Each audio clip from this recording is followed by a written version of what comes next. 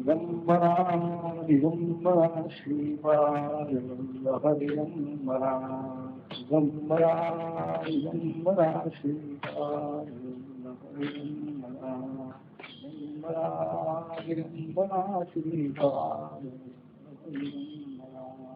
सगळे ही संसारी नेहमी उद्विग्न असतात. त्यांच्या मनाचं पूर्ण समाधान झालेलं कधीही दिसत नाही. कारण ह्या असत्य मिथ्या अशा प्रकारच्या विषयामध्ये त्यांची आणखी बुद्धी गुंतवून राहिली. ती त्यांच्या मनाप्रमाणे मिळत नाही, पण नेहमी दुःखी आहे. अशा घरामध्ये संसारामध्ये राहण्यापेक्षा हे सगळं घरदार सोडून देऊन वनामध्ये जाऊन भगवान श्रीहरी त्यांची भक्ती करावी हे मला उत्तम वाटतं. हे माझं ध्येय आहे. नारद सांगतात धर्मराज, पहिलाच प्रसंग होता तो.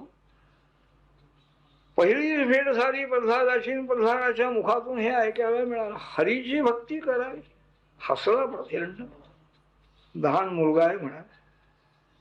गुरुजींना सांगितलं, गुरुजी मुलाकडं लक्ष द्या बरं, सगळी मुलं तुमच्या ताब्यात आहे, दैत्यांची मुलं. त्यांच्या मनामध्ये हे असले विचार उत्पन्न होऊ नये, तिकडं तुमचं लक्ष पाहिजे. गुरुजी त्या प्रल्हादाला घेऊन घरी आले. बैस म्हणाले, का रे प्रल्हादा, खरं सांग, हरीची भक्ती करावी असं तुला कोणी सांगितलं? दैत्य कुळामध्ये जन्माला येऊन अशी बुद्धी तुला कशी, विपरीत बुद्धी का? हा तुझा बुद्धिभेद कोणी येऊन मुद्दाम केलेला आहे का स्वतः तुझा असंच वाटतो? सांग म्हणाले. प्रल्हादजी म्हणाले, गुरुजी, हा आपला आणि हा शत्रू पक्षाचा हे माझ्या मनामध्ये कधीही येत नाही. भगवंताच्या मायेचा हा प्रभाव आहे. भगवंताकडे ज्याचं लक्ष लागलेलं आहे त्याच्या मनामध्ये असा भेद येत नाही. तो सर्वांचा आत्मा परमात्मा आहे. ब्रह्मादिक देव आणखी ज्याची आज्ञा पालन करता आहे, त्यांनी सांगितल्याप्रमाणे ब्रह्मादिक देव सुद्धा आचरण करता आहे. तो सर्वांतर्यामी परमात्मा माझा बुद्धिभेद करतो आहे, दुसरा कोणी नाही. माझं अंतःकरण त्याच्याकडं त्याच्या इच्छेनं जात आहे.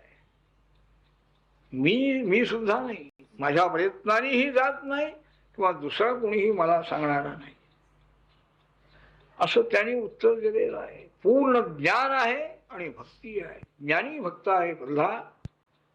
ध्रुव सुद्धा मोठाच आहे, पण त्याच्या मनामध्ये ती वासना होती. त्या वासनेमुळे त्याला आणखी त्या ध्रुवपदावर जाऊन राहावं लागलं. पश्चाताप त्याला झालेला आहे. प्रल्हादजी जन्मापासून आणखी असे ज्ञान संपन्न होत.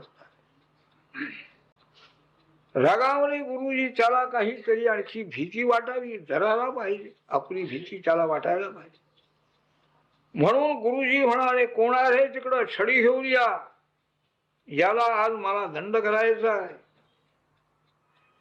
दैत्यांच्या या चंदनासारख्या वंशामध्ये जन्माला येऊ आणि वंशाच्या विरुद्ध हा वागतो आहे.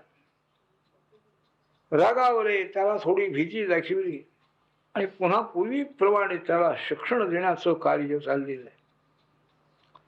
धर्म, अर्थ आणि काम, तीन पुरुषार्थ फक्त दैत्यांच्या समोर आहेत. मोक्ष पुरुषार्थाचा विचारच नाही आहे. कारण सगळं खरं आहे, जग असत्य आहे. आपण प्रयत्न करायचा, आपण सुख मिळवायचं, दुःख दूर करायची आपल्या प्रयत्नाने, एवढंच त्यांना माहिती आहे. विनाशी सुख आहे असे ना, पुन्हा प्रयत्न केला म्हणजे पुन्हा मिळवू शकतो की आपण. देवाना पुन्हा जिंकायचं, पुन्हा स्वर्ग मिळवायचा, त्याचा कंटाळा त्यांना येत. धर्मार्थ काम हे सारखे चालू आहे. पुन्हा एके दिवशी राजपुत्राला प्रल्हादाला घेऊन ते गुरुजी राजवाड्यामध्ये आले. आल्याबरोबर प्रल्हादजींनी हिरण्यकशिपूला साष्टांग नमस्कार केलेला आहे. मातृदेवो हो, पितृदेवो हो, हे सगळं त्यांच्या लक्षात आहे. प्रेमाश्रू हिरण्यकशिपूच्याही डोळ्यातून वाहत त्याला जवळ घेतलं मांडीवर. आणखी विचारलं बाळ प्रल्हाद अनुच्चतांता सहीदं किंचिदुत्तमम्. इतके दिवस तू गुरुजीच्या जवळ शिकलास प्रल्हादा, तुझं उत्तम शिक्षण कोणचं झालेलं आहे तेवढं मला सांग बाळ. त्यांनाही काही भीती नाही. प्रल्हादजी म्हणाले राजे साहेब, श्रवणं कीर्तनं विष्णू स्मरणं पादसेवनं अर्चनं वंदनं दास्यं सख्यं आत्मनिवेदनं इति पुंसार्पिता विष्णु भक्तिश्चेत् नवलक्षणा क्रियते भगवत श्रद्धा तन्मन्ये अधीतमुत्तमम्. काय कोणचा उत्तम अभ्यास आहे सांगू पिताजी? भगवान विष्णूंची नवविधा भक्ती ही करता आली पाहिजे. नऊही प्रकारची भक्ती करण्याकडे ज्यांचं लक्ष लागलेलं आहे ते मोठे भक्त आहे. आणि ती सुद्धा ईश्वरार्पण बुद्धीने झालेली आहे. कर्तृत्व अभिमान धारण करून भक्ती होऊ नये. बुद्धीला प्रेरणा करणारा भगवान श्रीहरी आहे. त्याच्या प्रेरणेप्रमाणे माझ्या हातून ही सेवा घडती आहे अशी भावना ठेवून झाली. हेच अध्ययन आहे. जन्माला येऊन शिकायचं, एवढंच शिकायचं आहे. तेवढंच मी शिकलो पिताजी. अतिशय रागावर आहे.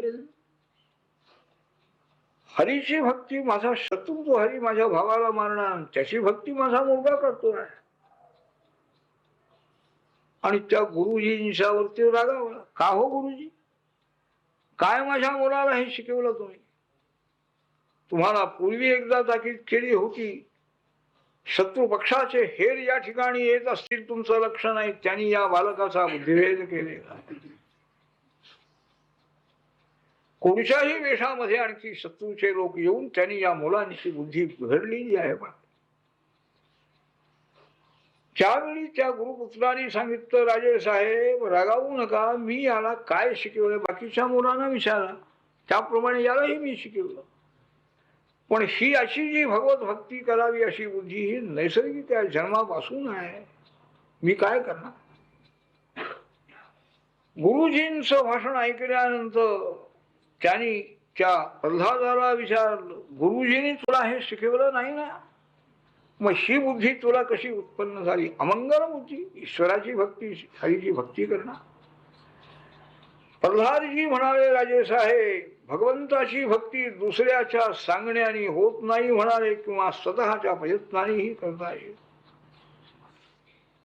घरामध्ये, विषयामध्ये, संसारामध्ये ज्यांचं मन गुंतवून राहिलेलं आहे, मनावर इंद्रियावर ज्यांचा ताबा नाही, पुन्हा पुन्हा तेच विषय आणखी भोगायचे, तेच सुख घ्यायचं, इकडं ज्यांचं लक्ष आहे त्यांची बुद्धी कृष्ण भक्तीकडं जात नाही. खरा स्वार्थही त्यांना समजत नाही. म्हणाले, ईश्वराची भक्ती केल्यानंतर किती स्वार्थ मिळतो, सिद्ध होतो हेही त्यांना कळत नाही. बाह्य विषयाकडंच त्यांचं अंतःकरण इंद्रिय ही सगळी जात आहे.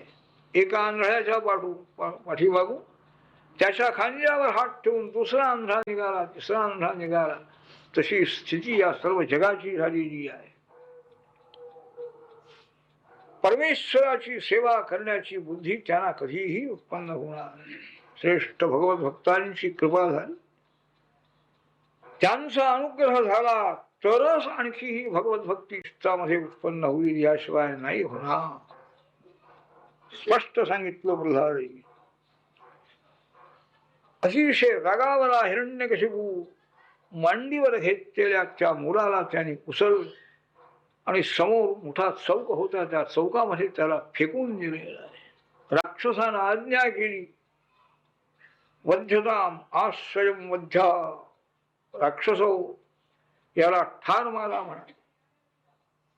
माझ्या बंधूचा ज्याने नाश केला, आपल्या चुलत्याला ज्याने मारलं, त्याची भक्ती करतोय हा आमचा नाही आहे. आमच्या विरुद्ध वागणारा आमचा नाही आहे. केवढा अहंकार आहे. पुत्र प्रेम आहे, पण पुत्रापेक्षा सुद्धा अहंकाराने व्याप्त झालेला मुलाचं प्रेम निघून गेलं. 5 वर्षाचं हे कार्ट आमच्या मनाची आमच्या प्रेमाची याला जर कल्पना नाही तर आम्हालाही असे जळून नाही मारून टाकावे. सर्वही उपाय हंतव्य, वाटेल ते उपाय करा. ते सगळे राक्षस होते, त्यांची बुद्धी दयाविया काही नाही. तसू खडग स्वामीची आज्ञा झाली. सगळे आणखी दैत्य धावत धावत आलेल्या खाली पडलेला प्रल्हाद त्याच्या अंगावर शस्त्र प्रहार सारखे करतायत. गदा मारतायत, त्रिशूळ मारतायत, तलवार मारतायत. परंतु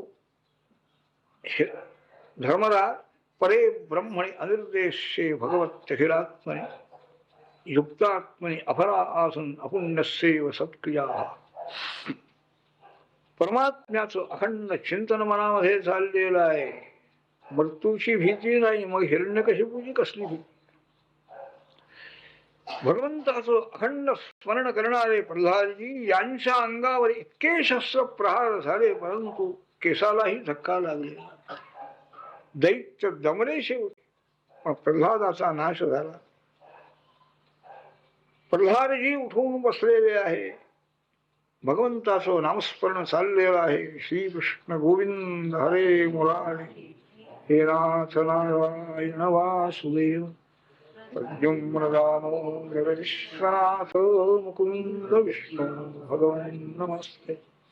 श्रीकृष्ण गोविंद हरे मुरारी, हे नाथ नारायण वासुदेव, प्रद्युम्न विश्वनाथ मुकुंद विष्णू भगवान नमस्ते.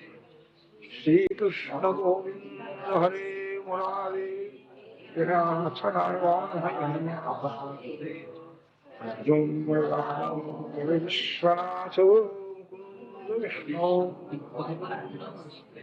हरे नमः हरे. दैत्यराज त्रैलोक्याचा राजा आहे. कोणीही त्याची आज्ञा उल्लंघन करत नाही. शस्त्रास्त्राने आपण याला मारू शकू असं त्याला वाटत होत, पण इतके शस्त्रप्रहार करून हा जिवंत राहिलेला.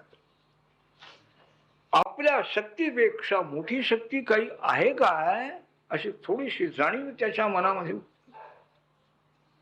पण ती खरी ठरली नाही. श्रीमंत पुरुष जे आहे त्यांना सद्बुद्धी होती, अहंकारी पुरुषांना पण ती टिकत नाही. लगेच त्या गुरुपुत्राने येऊन सांगितलं, राजे साहेब चिंता कशाला करता, आपण त्रैलोक्य सगळं आपल्या ताब्यामध्ये आपण आणलेला आहे ना, हा काय करणार. गुरुजी शुक्राचार्य लवकरच येतील, त्यांना विचारून आपण पुढचा संबंध विचार. शाला वरुणपाशामध्ये बांधून ठेवा असं सांगितलं गुरुजींनी. हिरण्यकशिपूने सांगितलं, ह्याला तुमच्याच वाड्यामध्ये घेऊन चला, माझ्या डोळ्यासमोर नको, काहीतरी पहा, उपदेश करून बुद्धी बदला याची. त्याने सगळं हाच उपदेश, धर्म कसा आहे, अर्थ कसा आहे, काम कसा आहे, हे सगळे उपदेश केले. नम्र आहे प्रल्हादजी. गुरुजींच्यावर रागावले नाही आणि पित्यावरही रागावले, पण त्यांचं शिक्षण मात्र पसंत नाही. ईश्वर भक्तीकडे यांचं लक्ष नाही. एके दिवशी गुरुजी काही कार्याकरता बाहेर गेलेले आहे. सगळी मुलं, त्यांना बरं वाटलं, आपण आता खेळूया म्हणाले, खेळण्याकरता निघाले. प्रल्हादजींच्या अंतःकरणामध्ये दया उत्पन्न झाली. बिचारे किती जन्म घेत आहेत सारखे, पुन्हा आणखी खेळण्याकडे लक्ष आहे. त्यांना काहीतरी मार्गदर्शन करावं, त्यांचा उद्धार व्हावा अशा इच्छेनं प्रल्हादजी सांगतायत, मित्र हो, माझ्या जवळ येऊन बसा म्हणा, तुम्हाला काही सांगायचंय आज मला. सर्वांच्या मनामध्ये प्रल्हादजींच्या बद्दल अत्यंत आदर आहे. दैत्यांना सगळ्यांना आणखी आदर उत्पन्न झाला. प्रल्हादाला मृत्यू आला नाही इतक्या शस्त्रप्रहार करून त्यामुळे दैत्यांना सुद्धा भीती न का होईना आदर निर्माण. हिरण्यकशिपूला नाही. सर्व मुलं येऊन बसलेली आहेत आणि प्रल्हादजींनी त्यांना उपदेश केले. हरिभक्तीचं महात्म्य त्यांना सांगितलं. आत्मानात्म विवेक जो आहे तो करून दाखवलेला आहे. हरिभक्ती तुम्ही करा बाबांनो. पुढं करू की पुढं नाही म्हणा. कौमार आचरेत प्राज्ञो धर्मान भागवताने दुर्लभम मानुषेन जन्म तरपी अद्धो समर्थदम. हा मनुष्यजन्म हे शरीर मिळालेलं आहे हे फार दुर्लभ आहे. मिळालेलं आहे म्हणून तुम्ही आणखी असावध राहू नका. हे केव्हा पडेल याचा नियम नाही आहे. परंतु परमपुरुषार्थ मोक्ष देण्याचं सामर्थ्य या शरीरामध्ये आहे. भगवान श्रीहरीची भक्ती तुम्ही करा. पुढं केव्हा तरी म्हातारपणी केव्हा तरी हरिभक्ती करू, आत्मानात्म विचार ऐकू, चिंतन करू असं नाही म्हणाले. पुढं काय बुद्धी होणार. सर्व जन्म जरी या संसारामध्ये तुमचं मन गुंतवून राहिलं आणखी ते सगळे विषय जर तुमच्या मनामध्ये राहिले, शेवटी हे विषयापासून तुम्ही बाजूला कसं व्हाल म्हणा. मनात सगळ्या विषय वासनात भरलेल्या राहणार. तुम्ही हरीकडे जाऊ शकणार. सावध राहिलं पाहिजे. 100 वर्ष आयुष्य जास्तीत जास्त मिळेल असं आपण गृहीत धरू म्हणाले. पण 100 वर्षापैकी 50 वर्षाचं आयुष्य झोपेमध्ये जात आहे हा विचार तुम्ही केलाय का. राहिलेली 50 वर्ष बालस्तावत क्रीडासक्त, तरुणस्तावत तरुणी रक्त, वृद्धस्तावत चिंतामग्न, परे ब्रह्मणी कोपी न लग्न. अशी स्थिती आहे ना. विचार करा बाबा.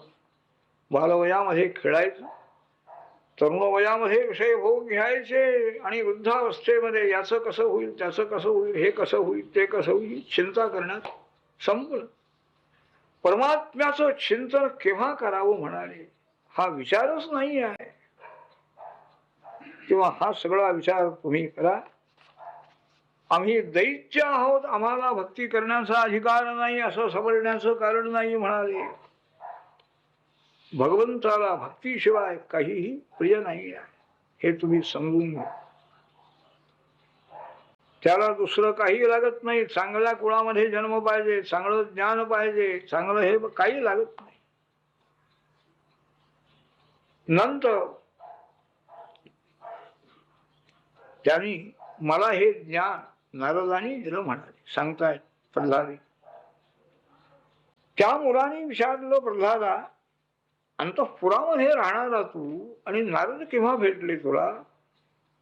प्रल्हादी सांगतो, आमचे पिताजी ज्या वेळेला तपश्चर्या करण्याकरता मंदराचल पर्वतावर गेले त्यावेळी सर्वही देवांनी आमच्या राजधानीवर येऊन हल्ला केला म्हणाले.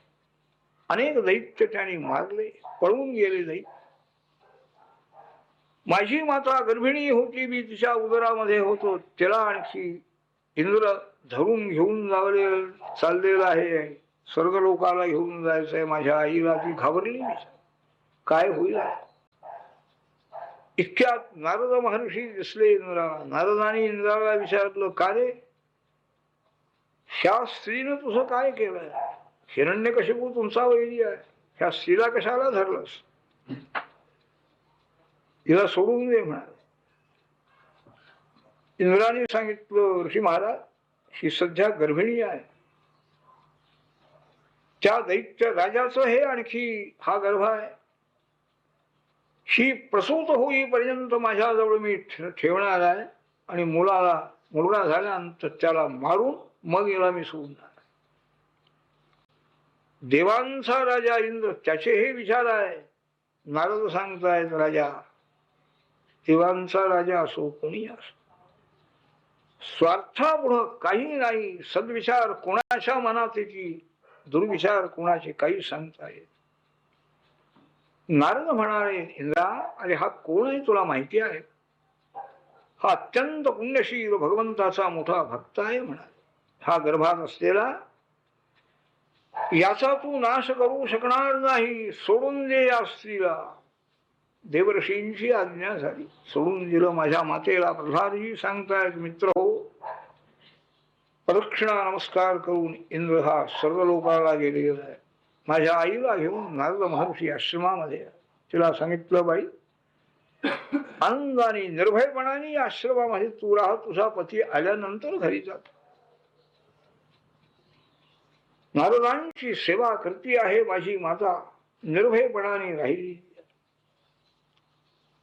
ऋषी सेवा करीत असताना तिला नारदाने उपदेश केला.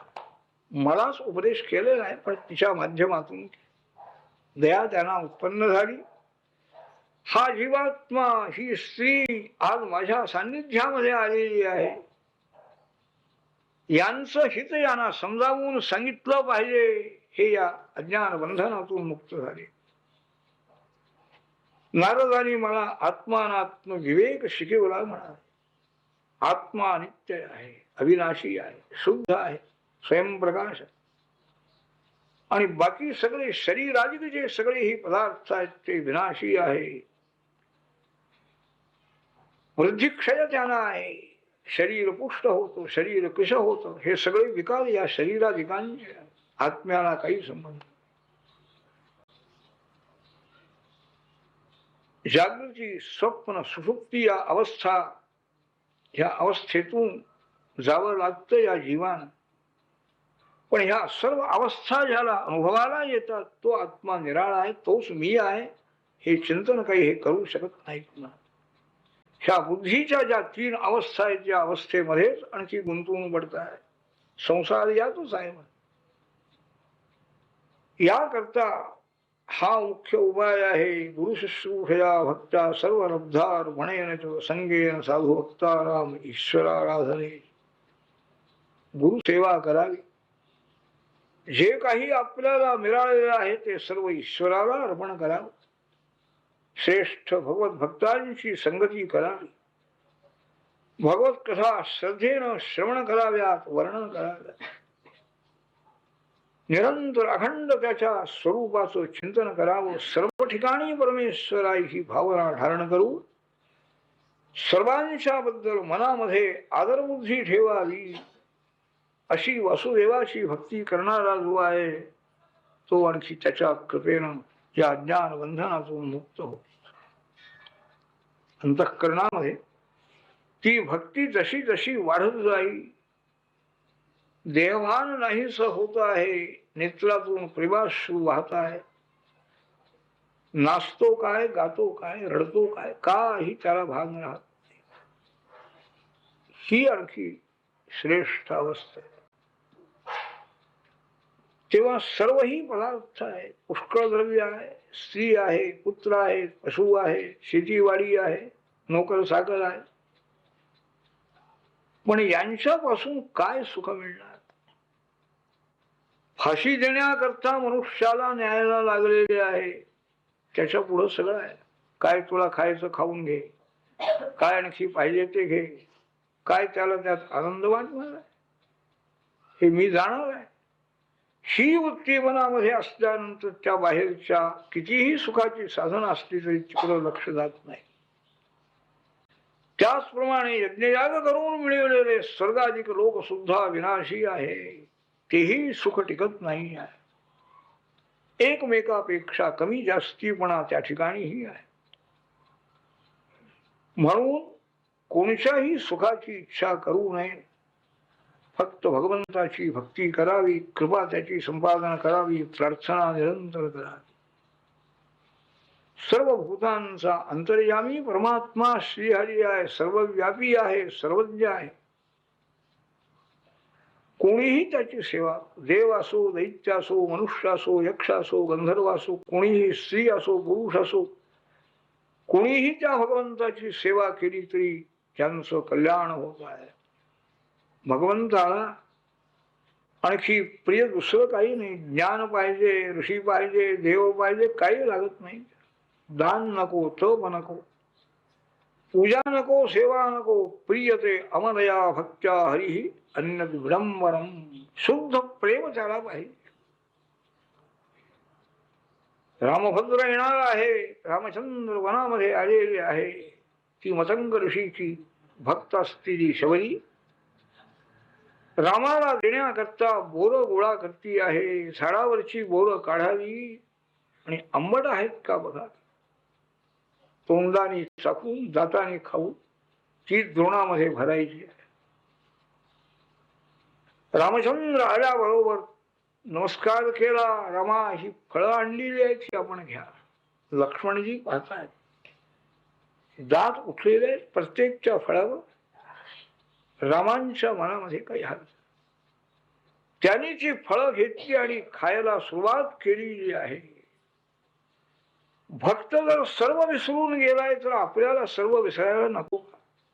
उष्टी बोल नाही, मनामध्ये विचार. प्रियते अमरया भक्त्या हरिही म्हणतायत ना प्रल्हादी. शुद्ध भक्ती, शुद्ध प्रेम आहे, बाकी काहीच. म्हणून भगवान श्रीहरीची भक्ती करा तुम्ही मुलांनो, मित्रांनो.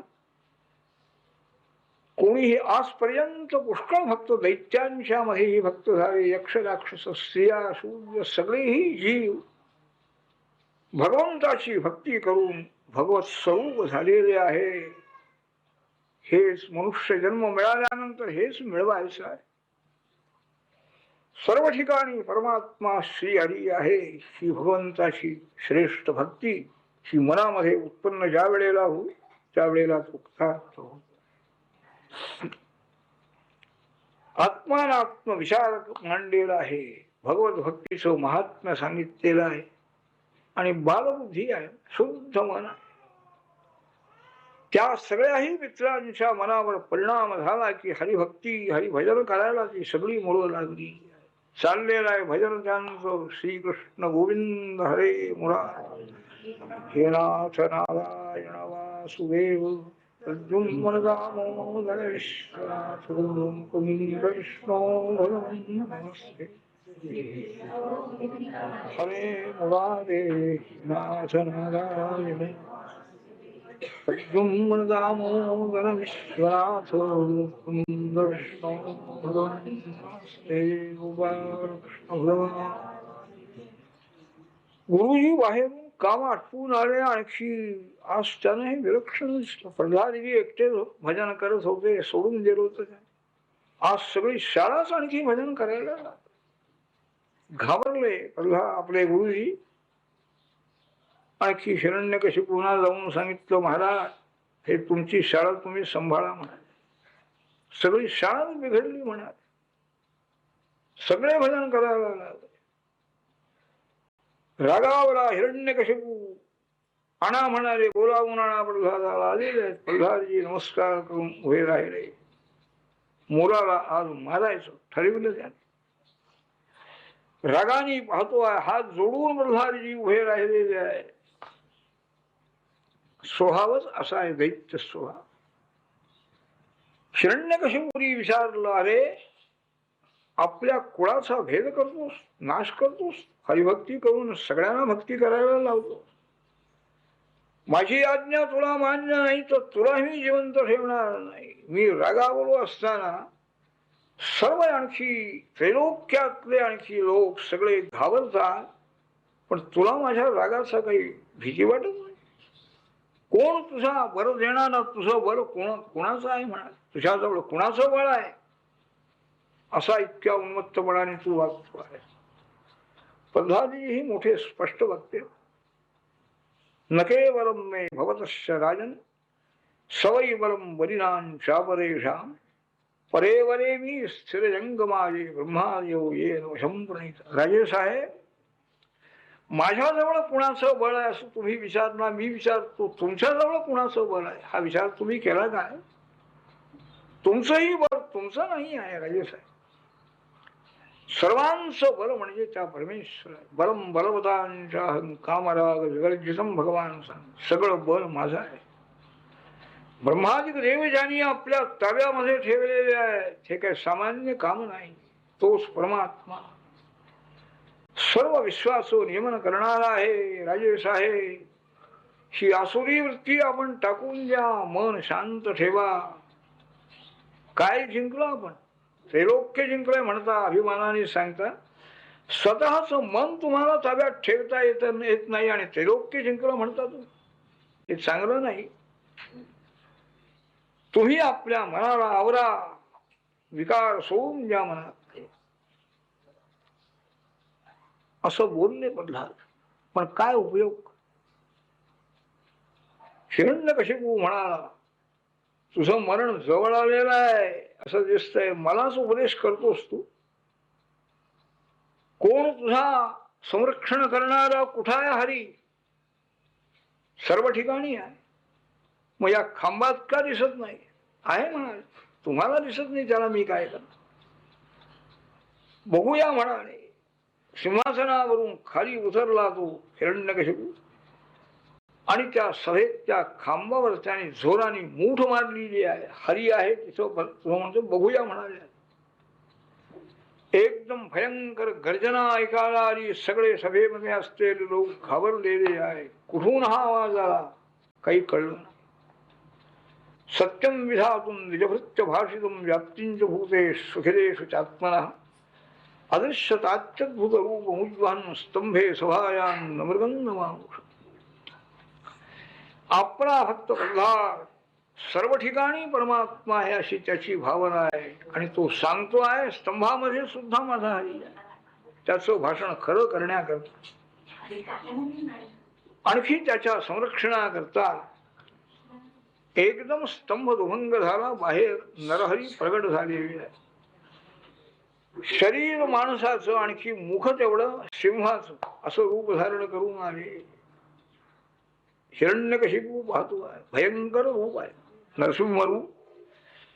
डोळे लाल झालेले आहे, ते केश आणखी पसरलेले आहे, दाढा मोठ्या आहे, कान मोठे ऊर्ध्व झालेले आहे. हिरण्यकशिपूनी विचार केला की माझ्या वधा करता आणि हरीने हे रूप घेतलेलं आहे. असू दे. एकदम त्या हरीच्या अंगावर, नरसिंहांच्या अंगावर हिरण्यकशिपू धावून गेलेला आहे. त्याला धरलं नरसिंहारी, पण त्याने मुद्दाम हातातून तो सुटला, बाहेर पडलेला आहे. हिरण्यकशिपू देवाच्या हातातून मोकळा सुटला बरोबर सर्व देवांनाही आणखी शंका उत्पन्न झाली की हिरण्यकशिपू देवाने धरलेला असताना आणखी सुटला. पुन्हा त्यांनी तरवार हातामध्ये उपसून घेतली, एका हातामध्ये ढाल घेतली, आणखी नरसिंहांना मारण्याकरता धावून गेला. त्याला धरलं जाऊ. आणखी संध्याकाळची वेळ झालेली आहे. दिवसा मृत्यू नको, रात्री मृत्यू नको. ते सगळे ब्रह्मदेवांचे वर सगळे खरे करायला पाहिजेत ना. नियमभंग करून मारायचं नाहीये, संयम आहे. जमिनीवर मृत्यू येऊ नये, आत मृत्यू नाही, बाहेर मृत्यू नाही, उमऱ्यामध्ये येऊन बसले. दिवसा नको, रात्री नको, संध्याकाळची वेळ झाली. शस्त्राने मृत्यू नको. त्याला मांडीवर घेतलेला आहे आणि नखाने त्याचं पोट फाडलेलं आहे आणि ते सगळे आतडी आपल्या गळ्यामध्ये घातलेलं आहे. त्याचं शरीर फेकून दिलेलं आहे. हिरण्यकशिपूचा नाश झाल्यानंतर सर्व देवांनी त्या ठिकाणी पुष्पवर्षाव केला आणि सर्वही देवांनी भगवंतांची पुष्कळ स्तुती केली आहे. देव आहे, गंधर्व आहे, ब्रह्मदेव आहे, शंकर आहे. सर्वांनी भगवान नरसिंहांची पुष्कळ स्तुती केली. आज या आपल्या भक्ताचं संरक्षण आपण केलं. विष्णुदूतानेही सांगितलं. नरसिंह हे सिंहासनावर जाऊन बसलेले आहेत, रागावलेले आहेत. त्यांच्या जवळ कुणीही जाऊ शकत नाही. लांबून राहूनच स्तुती करतात. देवाचा राग शांत कसा करायचा हा प्रश्न उत्पन्न झाला.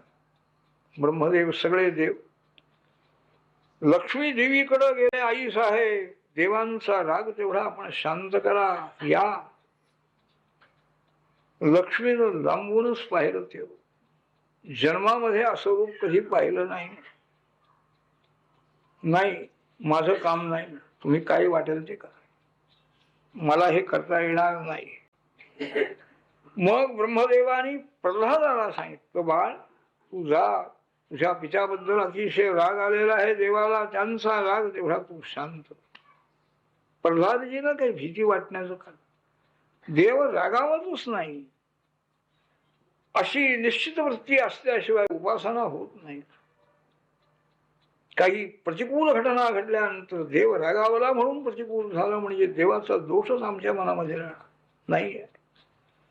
अनुकूल चिंतन, देव नेहमी अनुकूल आहे, देव नेहमी आणखी आपली कृपा करणार आहे. प्रल्हादजी गेले, साष्टांग नमस्कार भगवान नरसिंहांच्या चरणावर त्यांनी घाला. गेला राग देवास, आपल्या चरणावर हा बालक पडलेला आहे. दया उत्पन्न झाली, त्याला उठीवलं प्रल्हादाला आणि त्याच्या मस्तकावर नरसिंहाने आपला वरद हस्त ठेवले. ध्रुवाच्या गालाला नुसता शंख लावला होता, याच्या मस्तकावर हात. हस्तस्पर्श भगवंतांचा होण्याबरोबर आत्मदर्शन झालेलं आहे, आत्मज्ञान पूर्ण झालेलं आहे, सर्व पापक्षय झालेला आहे. आणखी अश्रुधारा नेत्रातून वाहत आहे. भगवान नरसिंहांची स्तुती प्रल्हादजींनी करण्याला आरंभ केलेला आहे. पुष्कळ मोठी स्तुती आहे, प्रेम आहे, ज्ञान आहे, सगळं त्याच्यामध्ये आहे. आरंभाला प्रल्हादजी म्हणाले, ब्रह्मादिक देव आपली स्तुती करू शकत नाहीत, मी तर दैत्याच्या वंशात जन्माला आलेला, मला आपली स्तुती कशी करता येईल देवा? आपली भक्ती करणारा जो आहे तो सर्वांमध्ये श्रेष्ठ आहे, त्याच्यावरच आपली कृपा. कोणीही भक्त आपली सेवा करणारा तो स्वतः करताच करतो. आपल्याला काही वस्त्र देणं, अलंकार देणं हे सगळं स्वतः करताच हाही भक्त करतात. त्यांनी एक ज्ञान सिद्धांत सांगितलेला आहे, परमार्थ. सर्व जीव म्हणजे परमेश्वराचं प्रतिबिंब आहे. बुद्धीमध्ये पडलेलं प्रतिबिंब म्हणजे जीव आहे, प्रतिबिंबवाद. तेव्हा जीवाला जर पाहिजे असेल तर बिंबाला दिलं पाहिजे. आरशामध्ये जे प्रतिबिंब आहे त्या प्रतिबिंबाच्या गळ्यात जर आणखी सोन्याचा हार पाहिजे असेल तर हे जे बाहेर असलेलं बिंब त्याच्या गळ्यामध्ये तो हार घातला पाहिजे. त्या बिंबाला अर्पण केल्यानंतर तेच प्रतिबिंबालाही मिळत आहे. तसे सगळे भक्त सेवा करतात म्हणाले, सगळे स्वार्थी आहेत, निष्काम कुणी नाहीये. सिद्धांतही सांगितलं. आणखी कार्य जीवांचं कसं होतं हेही दाखवलेलं आहे. देव काही आपल्याकडे ठेवून देत नाही, सगळं जीवांना देऊन टाक. आपण अवतार अनेक घेतले देवा, हे काय लोकांना भीती दाखविण्याकरता घेतले का भीतीतून मुक्त करण्याकरता घेतले म्हणाले? हे सगळे देव भ्यालेले आहेत. लक्ष्मी देवी ही घाबरलेली आहे. राग कशाला आपल्याला? ज्याच्याबद्दल राग आलेला आहे तो तर गेला म्हणाले, आता कशाला राग पाहिजे? आपला राग आपण आवरा. सर्व लोक आता आनंदात आहेत, समाधान सर्व लोकांचं झालेलं आहे. मला मात्र आपल्या या रागाची भीती किंवा या स्वरूपाची भीती वाटते. मला माझ्या या संसाराची भीती वाटती म्हणाले. या संसारातून मला आपण लवकर माझा उद्धार करा आणि सर्वांचा उद्धार. मला एकट्याचा नको आहे, सर्व लोकांचाही आपण उद्धार करा अशी प्रार्थना केली. आपली दास्य भक्ती मला मिळावी हेही त्यांनी सांगितले. आपल्याला नमस्कार करावा, वाणीनं आपली स्तुती करावी, सेवा शरीराने घडावी, पूजा घडावी, आपल्या दिव्य चरित्राचं अखंड स्मरण व्हावं आणि आपल्या कथांचं श्रवण नित्य घडावं अशी षडंग भक्ती त्यांनी मागितली. भक्तांनी याप्रमाणे स्तुती केल्यानंतर नारद सांगतात, धर्मराज भगवान प्रसन्न झाले. प्रल्हाद, काय पाहिजे तुला मागून घे. माझं दर्शन झाल्यानंतर काहीही इच्छा मानवाची जीवाने राहत नाही, सर्व इच्छा पूर्ण. मागून घे तू. परंतु तो खरा निष्काम भक्त होते प्रल्हादजी, त्यांनी काही मागितलं नाही. भक्ती योगाचा हा प्रतिबंध आहे म्हणाले, काही मागणं देवाजवळ म्हणे. प्रल्हादजी सांगतात, देवा मला काय लोभामध्ये टाकता काय आपण, वर मागून घे अमुक घे. मी असा लोभ नाही मला. मी मुमुक्षु आहे. मला बाकी कोणतीही इच्छा नाही. आपल्यासारखे मला स्वामी मिळालेले आहे आणि मी आपला भक्त आहे, अनन्य भक्त. काही मला मागणारा हा खरा भक्त होत नाही. तेव्हा मला काहीही इच्छा नाही आहे. जर आपल्याला काही देण्याची इच्छा असेल तर माझ्या मनामध्ये कोणतीही वासना राहू नये एवढं मला वर द्या. कामान्मे हृदि असंरोहम भवतस्तु ऋणेवरम कामानाम हृदि असंरोह. माझ्या मनामध्ये कोणतीही इच्छा उत्पन्न होऊ नये. सर्व काम निवृत्ती ही मुक्ती आहे, मुक्तीचं स्वरूप आहे. ते प्रल्हादजींनी मागितलं. कोणतीही इच्छा राहू नये याचा अर्थ जीवभाव संपलेला आहे. तो प्रत्यक्ष परमेश्वर झालेला आहे. आणखी एक वर मागतो म्हणाले. माग म्हणाले, तुला कुणी नाही. पिता प्रल्हादजी सांगताय, आमच्या पिताजींनी आपला द्वेष केला, वैर केलं, पण अज्ञानाने केलं. आपलं स्वरूप न जाणताना त्यांनी वैर केलेलं आहे, निंदा केली. त्यांचाही उद्धार व्हावा अशी माझी इच्छा आहे. केवढा मोठा अंतःकरण आहे. पिता मे पूजेदो, त्यांच्या पातकापासून पित्याचा पिता मुक्त व्हावा. भगवान सांगतात प्रल्हादा, तुझ्या पित्याचा तर उद्धार झालेलाच आहे म्हणाले, पण पित्याच्या पूर्वीच्या 21 पिढ्यांचा उद्धार झालेला आहे. आणि याचं कारण नरसिंह सांग, यत् साधोस्य गृहे जातो भवान्वयी कुलपाव, की याच्या घरामध्ये तुझ्यासारखा सर्व कुलाला पवित्र करणारा मोठा भक्त निर्माण झालेला आहे. तुझ्यासारखा भक्त या कुलामध्ये उत्पन्न झाल्यामुळे हे सगळं कुल पवित्र होऊन गेले. भक्तांनी देवाला मोठं म्हणायचं, देवही भक्तालाच मोठेपणा देत नाही. ज्या ज्या देशामध्ये माझे भक्त असतील ते सर्व देश पवित्र होऊन जातात. जात आहे राज्य वगैरे सांभाळतो, सर्व आणखी भक्तांचं आदरभाव धारण करून हे राज्य कर्म पित्याचं अवजरी एक सळ करून टाक. राग शांत झाल्यानंतर ब्रह्मदेव जवळ आले. देवा, आपण या असुराचा नाश करून या बालकाचं संरक्षण केलं, फार चांगलं झालं. माझ्याजवळ यांनी वर मागितले आणि सर्व ही एकंदर सर्वांना यांनी त्रास दिलेला आहे, मुलालाही त्रास दिला. नरसिंह म्हणाले, ब्रह्मदेवा, तुम्ही आता यापुढं वर देताना थोडा विचार करून वर देत चला. काय हे असुरांनी वर काय मागितले, तुम्ही प्रत्येक वेळेला तसाच तू म्हणत गेला. आणि हा असुर आपल्या स्वभावाप्रमाणे सर्वांना आणखी त्रास देणारा निर्माण झाला ना. मुलगा जिथं ज्याला आणि मुलाबद्दल द्वेष करणारा असुर इतरांचा द्वेष किती केला असेल. बजावलेला आहे ब्रह्मदेवानं. आणखी भगवान नरसिंह गुप्त झालेले आहे. प्रल्हादजीलाच राज्याभिषेक केला ब्रह्मदेवाने आणि सर्वांचा सत्कार प्रल्हादजीने केला. आपल्या आपल्या लोकांना सर्व ब्रह्मादिक देव निघून गेले. हेच दोघे हिरण्याक्ष हिरण्यकशिपू हे पुढे रावण आणि कुंभकर्ण झाले. त्यांचा नाश रामावतार धारण करून भगवंतांनी केला. पुढं तेच हे शिशुपाल दंत भक्त झाले. भगवान श्रीकृष्णाने त्यांचा नाश केला, त्यांना मुक्त केलेला आहे. ही सगळी कथा, हा इतिहास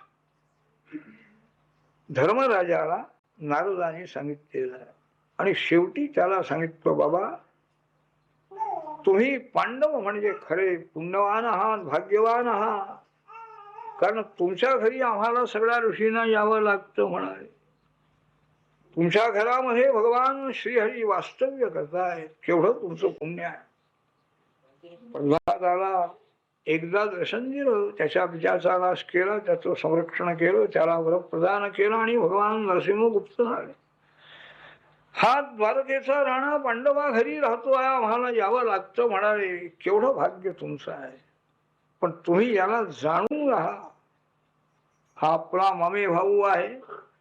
अर्जुनाला वाटतं हा आपला मित्र आहे, वाटेल की काम सांगतं तुम्ही याला आणि करतो हा, काही मनापमान काही नाही.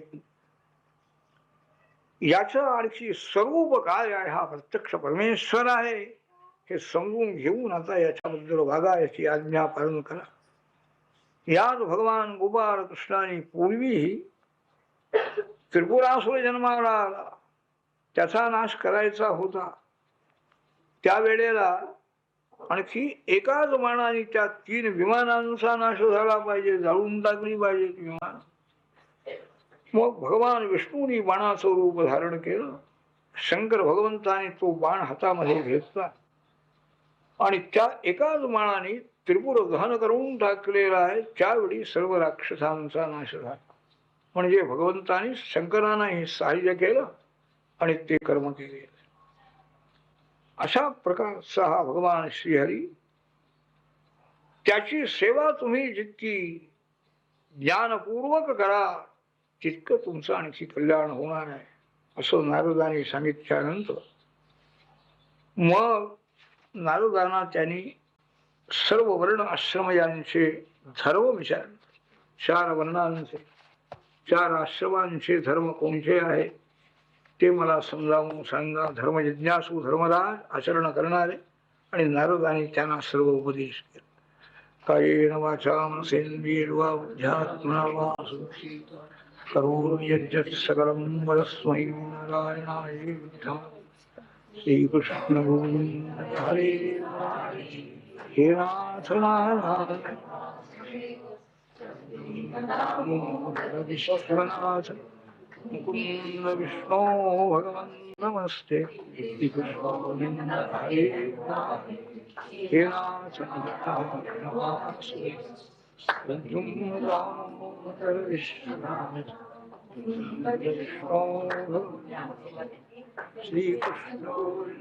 हरे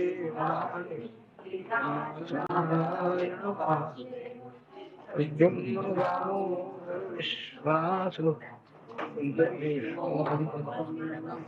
गोपाल कृष्ण भगवान जय.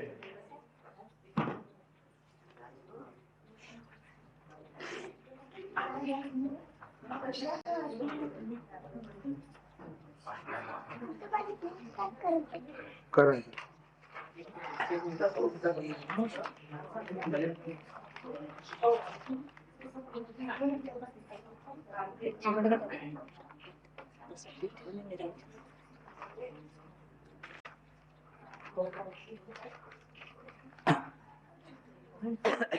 आरती निगम वृक्ष सारा भागवत संज्ञा भव पारा. आरती निगम वृक्ष सारा भागवत संज्ञा भव पारा.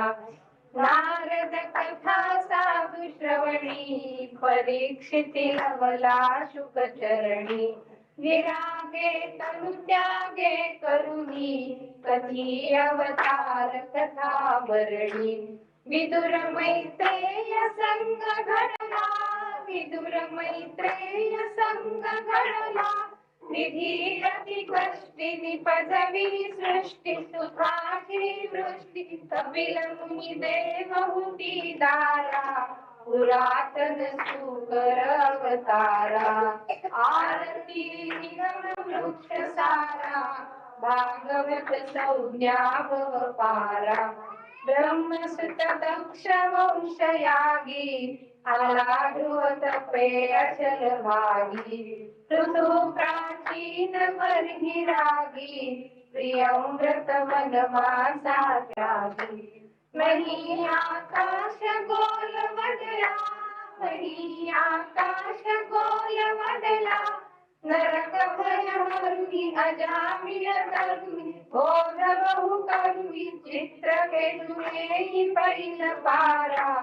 काश्यप संत संतती सुखधारा आरती निगम वृक्ष सारा भागवत संज्ञा भव पारा भक्त प्रल्हाद भये तरला हरी नर हरी रूप नटला नगरापासून करी सुटला समुद्र महिनी बळी पिटला कूर्म मोहिनी विषकराया कूर्म मोहिनी विषकराया रवी शशिगोत्र हरितनुग पात्र अमित युग पात्र कृष्ण भक्तीने अंकुपारा नव महासंभ विलासारा आरती निगम वृक्ष सारा भागवत संज्ञा भव पारा कौशचाणूर मुख्य वीरा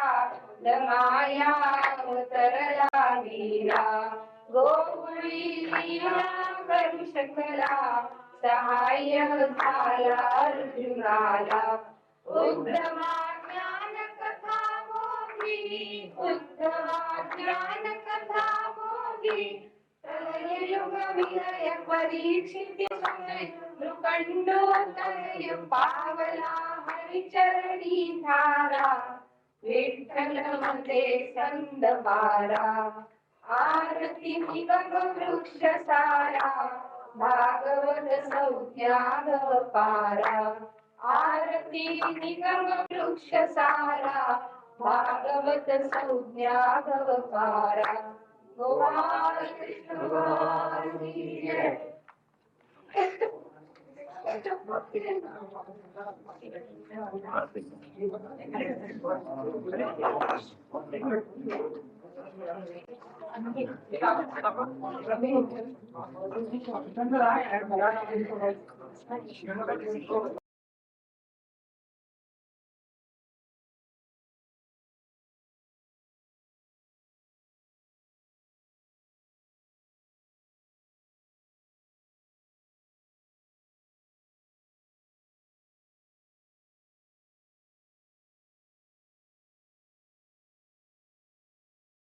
विश्वमम वाचमिमां प्रसुप्तां सञ्जीवयत्यखिलशक्तिधरस्वधाम्ना अन्यांश्च हस्तचरणश्रवणत्वगादीन प्राणान्नमो भगवते बुधाय तुभ्यं मूकं करोति वाचालं पङ्गुं लङ्घयते गिरिं यत्कृपातमहं वन्दे परमानन्दमाधवम् आपदामपहर्तारं दातारं सर्वसम्पदां लोकाभिरामं श्रीरामं भूयो भूयो नमाम्यहं यत्र यत्र रघुनाथकीर्तनं तत्र तत्र कृतमस्तदाञ्जलिः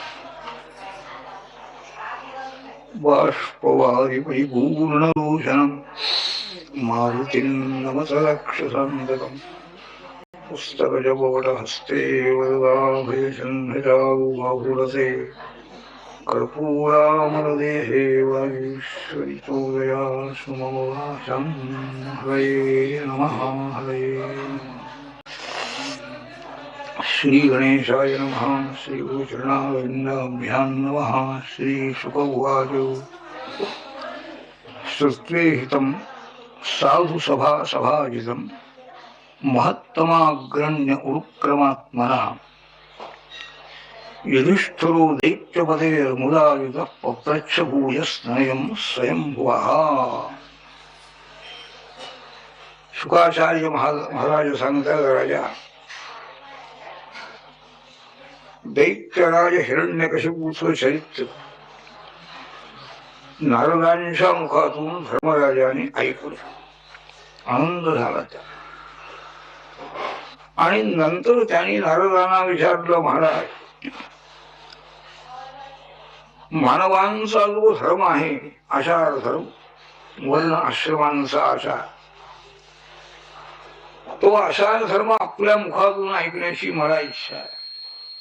साक्षात भगवान ब्रह्मदेवांचे आपण पुत्र, आपल्यासारखे नारायणांचे जे भक्त आहेत त्यांनाच खरं धर्म रहस्य हे माहिती असत. धर्मराजाचा प्रश्न ऐकून नारदांनाही समाधान. नारद सांगतात, धर्मराज, भगवान नारायणांच्या मुखातूनच मी ऐकलेला आहे हा धर्माचार, हा तुला मी सांगतो. आरंभाला दाक्षायणी पासून ज्याने अवतार घेतला, बद्रिकाश्रमामध्ये ज्यांचं वास्तव्य आहे, तप चालू आहे, धर्माचं मुख्य प्रमाण म्हणजे वेदरूपी परमात्मा आहे, श्री आहे. वेदाभ्यास करणारे जे काही ऋषी आहे त्यांनी करून ठेवलेल्या स्मृती ह्याही धर्माचं प्रमाण. सामान्य धर्म सर्वसाधारण तो अगोदर सांगताय. सत्य, दया, तप, शुचिता, तितिक्षा, विचार, अंतरिंद्रिय निग्रह, बहिरिंद्रिय निग्रह, संतोष, श्रेष्ठ पुरुषांची सेवा, व्यावहारिक जे विषय आहेत या विषयांच्या करता प्रयत्न कमी करणं, मानवांच्या प्रयत्नाचं इष्टफल कसं प्राप्त होत नाही हे पाहणं, आत्मानात्म विचार करणं, अन्न धान्य धन वगैरे जे आपला असेल याचा विभाग करणं, सर्व भूतांना ते आणखी त्यातून यथाशक्ती देणं, सर्वांच्या ठिकाणी परमात्म भावना धारण करणं आणि ईश्वराची श्रवण कीर्तनादिक नवविधा भक्ती, हा 30 प्रकारचा सामान्य धर्म आहे. पुन्हा नाही शारीय वर्ण, शारीय आश्रम, स्त्री पुरुष बाल वृद्ध सर्वांना हा करता येणार. आता वर्णधर्म सांगताय, ब्राह्मण, क्षत्रिय, वैश्य आणि शूद्र. गर्भाधानादिक संस्कार ज्या ठिकाणी अविच्छिन्न चालू आहे त्यालाच द्विज म्हणायचं. यज्ञ करणं, अध्ययन करणं, दान करणं ही द्विजांची कर्म आहे. आश्रमाचे वेगळे वेगळे धर्मही त्यांना आहेत. विप्राणी अध्ययन, अध्यापन, यज्ञ, यजन, याजन आणि दान आणि प्रतिग्रह ही 6 कर्म विप्राला सांगितलेली आहे. त्यापैकी याजन, प्रतिग्रह आणि अध्यापन ही उपजीविकेची साधनं म्हणून सांगितलेली आहे.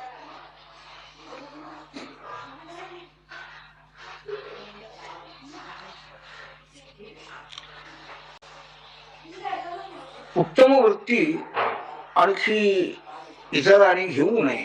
आपत्ती नसेल तर घेऊ नये. आणखी काही सांगितलेले आहेत. ऋतवृत्ती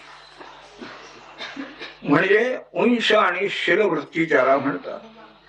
शेतात पडलेले धान्यकण पुष्कळ असते, ते गोळा करून आणणं आणि त्याच्यावर निर्वाह करणं ही अंशवृत्ती आहे.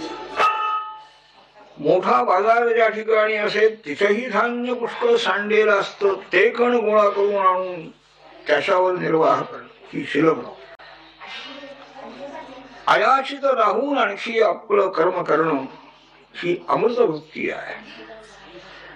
नित्य याचना करणं ही मृतवृत्ती आहे.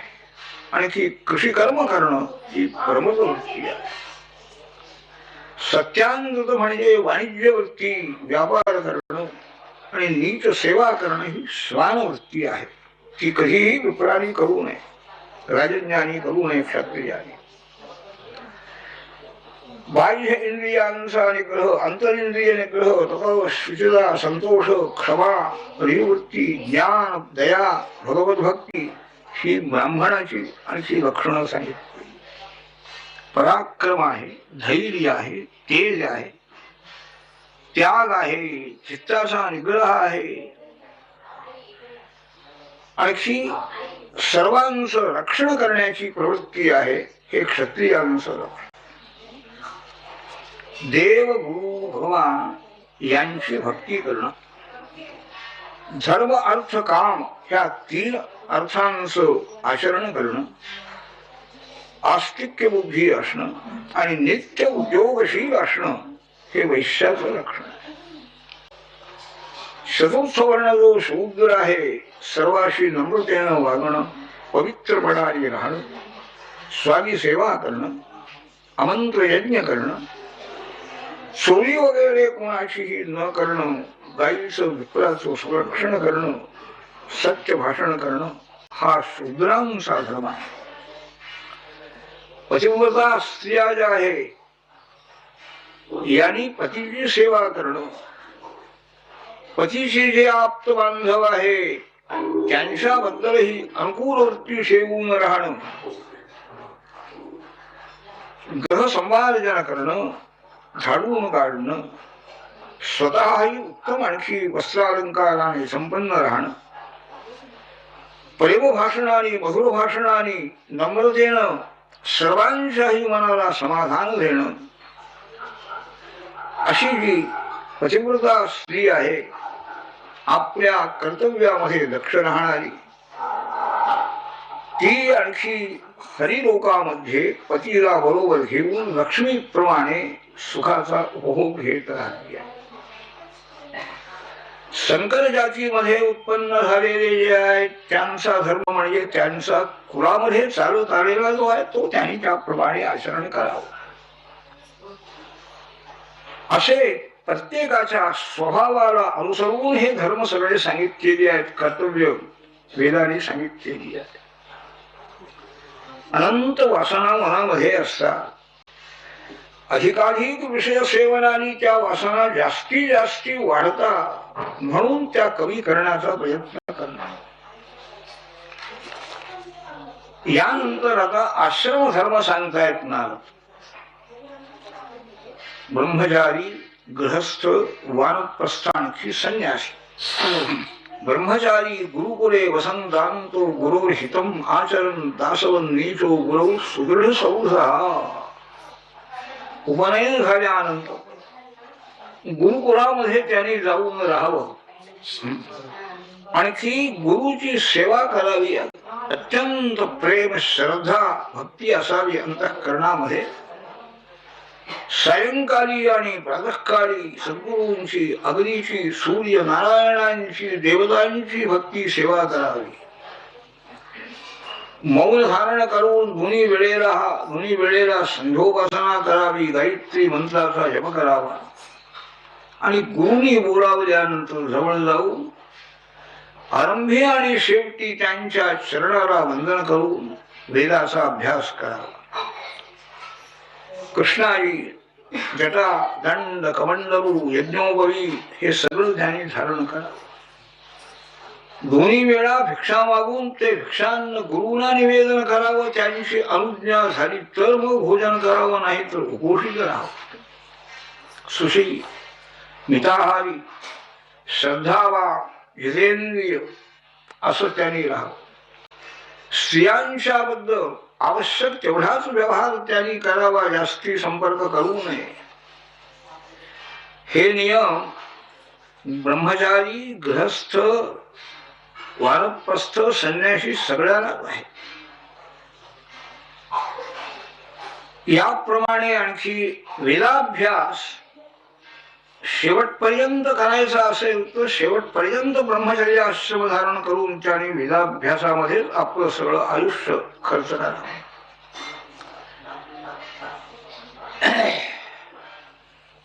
काही काळ आपल्या शाखेचं अध्ययन झाल्यानंतर आणि गुरुना दक्षिणा यथाशक्ती देऊन गृहस्थाश्रमाचा स्वीकार करावा अथवा वानप्रस्थाश्रम किंवा इच्छा असेल तर संन्यासाश्रमाचाही स्वीकार त्या ब्रह्मचार्याने करा. अग्निनारायण, सद्गुरु, परमात्मा सर्वही प्राणिमात्र यांच्या ठिकाणी परमेश्वराची व्याप्ती आहे हे लक्षात ठेवा. असा आश्रम धर्माप्रमाणे वागणारा ब्रह्मचारी, वानप्रस्थ, गृहस्थाश्रमी, संन्यासी यांना ईश्वर कृपेनं आत्मज्ञान होतं आणि ते मुक्त होतात. वानप्रस्थाचे धर्म सांगताय नारद ऋषी लोकाला तो जे काही सूर्य किरणाने पक्व झालेलं धान्य म्हणा, अग्नीमध्ये शिजलेलं धान्य, हेही त्यांनी ग्रहण करावं. नवीन धान्य प्राप्त झाल्यानंतर जुनं धान्य आणि त्याचा त्याग करावा, देऊन टाकावं, कोणाचाही संग्रह करू नये. अग्नी सुरक्षित राहण्याकरता अग्नी फक्त एखाद्या गुहेमध्ये किंवा झोपडीमध्ये अग्नीना ठेवावं आणि आपण मोकळ्या जागेत राहायचं आहे. थंडी, वारा, पाऊस, सूर्य किरण वगैरे सगळं त्यांनी सहन करायचं. जरा धारण करणारा दंडकमंडल 12 वर्ष, 8 वर्ष, 4, 2 किंवा 1 जशी शक्ती असेल त्याप्रमाणे हा तितिक्षेचा अभ्यास त्यांनी करायचा आहे. आपलं कर्म करण्याचं सामर्थ्य राहिलं नाही, व्याधी म्हणा किंवा म्हातारपणामुळे म्हणा, सामर्थ्य जर शरीरातलं नाहीच झालं तर आहार त्याग त्यांनी करावा आणि मूळ तत्व जे परमात्मरूप त्याचं चिंतन करून आपल्या शरीराचं विसर्जन त्यांनी करावं. संन्यासी त्यांनी कसं वागावं हे सांगतात. वानप्रस्थाश्रमामध्ये असणारा जो आहे जीव, याला जर सामर्थ्य असेल शरीरामध्ये फिरायला तर त्यांनी संन्यासाश्रम दीक्षा घ्यावी. फक्त देह जेवढा शिल्लक राहिलेला, बाकी कशाचाही संग्रह त्यांनी करू नये. निरपेक्ष वृत्तीनं कोणत्याही गावामध्ये 1 रात्र फक्त त्यांनी मुक्काम करावा, लगेच दुसऱ्या दिवशी दुसऱ्या गावाला असं सारखं फिरावं म्हणा. कौपीन आहे, एक पांघरण्याचं वस्त्र, दंडकमंडल, एकट्याने संचार करायचा. सर्व ही भूतांच्याबद्दल अत्यंत प्रेमभावना आहे. नारायणाची भक्ती अंतःकरणामध्ये, संपूर्ण विश्व हे नारायण स्वरूप आहे असा त्याने अभ्यास करावा. मृत्यू वगैरे याची भीती काही बाळगण्याचं कारण नाही म्हणाले. देहाला सगळे हे विकार आहे. जे काही नास्तिक शास्त्र असतील त्या ठिकाणी आसक्त होऊ नये. वादविवाद कुणाबरोबरही करू नये. शिष्य संग्रह त्यांनी करू नये. जास्ती ग्रंथांचा अभ्यासही करू नये. संन्यासाश्रमाचे हे धर्म सांगतायत. त्या संन्यासामध्ये सुद्धा आत्मज्ञान होण्याकरता घेतलेला एक संन्यास, विविदिशा संन्यास म्हणतात, ज्ञानाच्या इच्छेनं घेतलेला. आणि ज्ञान झाल्यानंतर होणारा संन्यास, नैसर्गिक संन्यास, विद्वत संन्यास, तो फार मोठा आहे म्हणाले. विद्वान संन्यासी जो आहे तो काय करतो, कसा वागतो, कोणत्या याचा आहे, वर्णाचा आहे, आश्रमाचा आहे, काही समजत नाही. याबद्दल पूर्वी घडलेला इतिहास तुला सांगतो धर्मराज. भगवान अवधूत दत्तात्रेय आणि प्रल्हादजी आहेत यांचा संवाद झालेला आहे. पृथ्वीवर आणखी संचार करण्याकरता प्रल्हादजी बाहेर पडलेले आहेत. राजधानी फिरता फिरता सह्य पर्वतावरती कावेरी नदीच्या तीरावर एका झाडाखाली एक महात्मा फक्त पडलेला आहे, जमिनीवर पडलेला आहे. ते विलक्षण आहे पण काही कळत नाही हा कोणचा आहे.